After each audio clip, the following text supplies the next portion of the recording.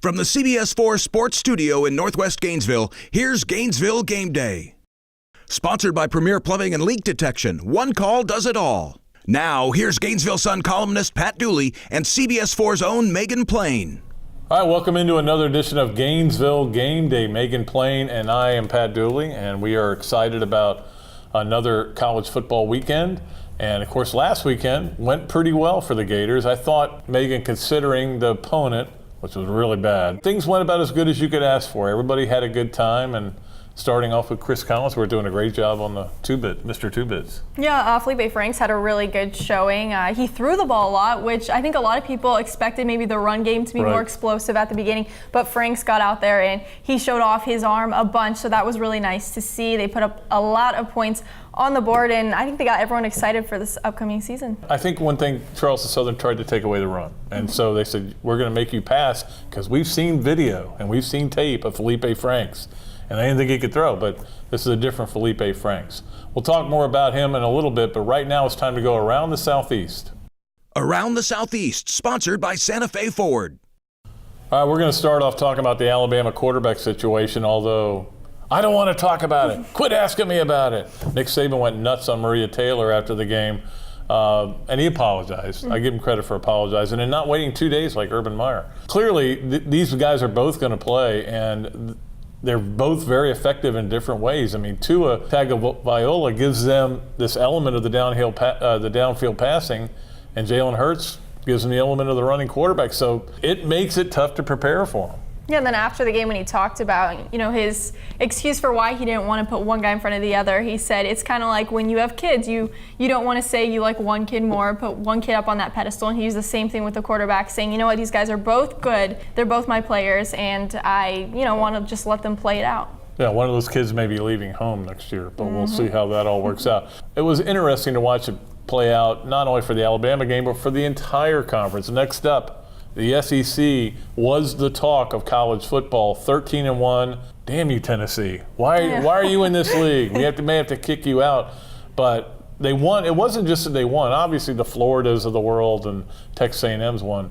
But to beat two top 10 teams in Washington and Miami, and to beat 4 Power 5 teams, it was a perfect weekend, really, for the SEC. There's a lot of talk about it being, the best conference out there, and they backed it up. They're showing that, hey, we are the strongest ones out there. There's a reason why you see so many of these teams ranked in the top 25 all the time. I mean, they are just a dominant force, and other than Tennessee, of course, it's good to see that. Well, and you expected Tennessee to lose that game. I mean, they're rebuilding. It's going to take a while. And West Virginia's pretty good, and they got a pretty good quarterback who used to be here. You may have heard of him, Will Weir. But, yeah, I thought, the West really flexed its muscles more than anything because the West just dominated, especially Alabama with Louisville, and then LSU, Miami. Sorry, I didn't see that one coming. That's one I missed.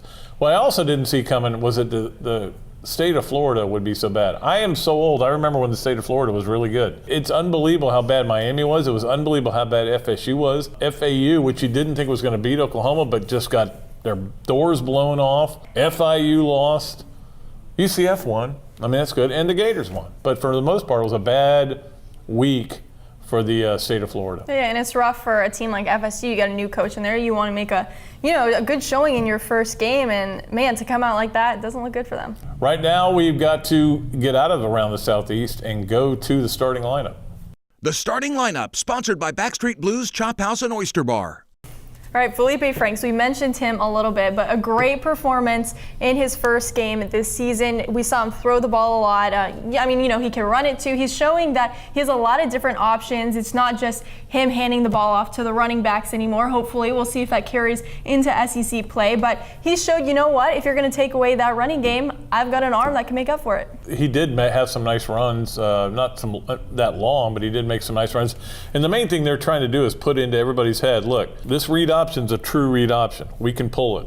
We saw the shovel pass, which we haven't seen in a long time. We saw, obviously, the jump pass. Which apparently he's never seen before, Tebow's jump pass. But I thought every human being, I thought people in China had seen that. But certainly it was nice to see a lot of things clicking for him. But I don't know about you, Megan, I saw a different body language with Felipe.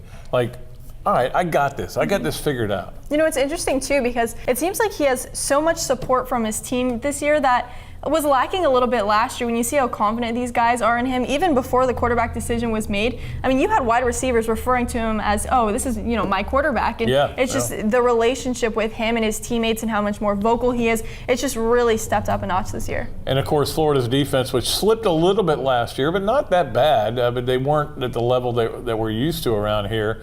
They were pretty good. It was a nice stat stuffer for them, especially when you only allow 3 yards of passing offense to the other team. Now, Mark Stoops said this week, I don't know that I've ever seen that. He wasn't here for the Georgia Southern game when Georgia Southern got 0 passing yards and still beat Florida. But I was very impressed with the first team. Like Dan Mullen said, there's a reason why the second teamers aren't starting, because they didn't look as good. How about Chauncey Gardner to start off that first play on defense with a sack? Of course, he was moved into the nickel position. They call it star at Florida. But, I mean, he's showing, okay, he can play that position. He's a pretty good, aggressive guy in the star position. Another thing that we saw was a better tempo on the offense in this game. Florida came out and actually they weren't as fast as Dan Mullen wants them to be. And that takes its toll, especially on a team that's not used to it. That'll be interesting to see how that plays out this week with Kentucky. I mean, yes, they're not at the tempo they need to be, but you can definitely notice a difference. I know even for me down there, I'm filming the game on camera, and you just realize in between certain plays, you're like, this is a huge difference from last year. Last year, there was much more downtime, it felt like. This season, it's like, oh man, I need to be ready. They keep coming. I'm looking for the guy's number, and I'm like, they're running another play. Wait a minute, I haven't written this one down yet. So that's kind of fun to watch. And then, of course, special teams, which I've been harping on for 2 years, a lot better. Blocked a couple of kicks. Their kicker looked really good. Evan McPherson, I thought, really boomed the ball. We'll see what he does in a big game. But it was just nice to see special teams win the night. I'm not saying you have to win every night, but you've got to win more than you lose. And they certainly did on Saturday night. Yeah, I think one of the most exciting things for them was the blocked extra point and stuff like that, the blocked field goal. I mean, they did a great job up there keeping them from getting these extra points, and you could just see the energy that they brought. It was amazing just getting the crowd pumped up and getting themselves pumped up, and it just brought a completely different energy than anything that we've seen last season. All right, that does it for the starting lineup. We'll take a break and be back with more Gainesville Game Day.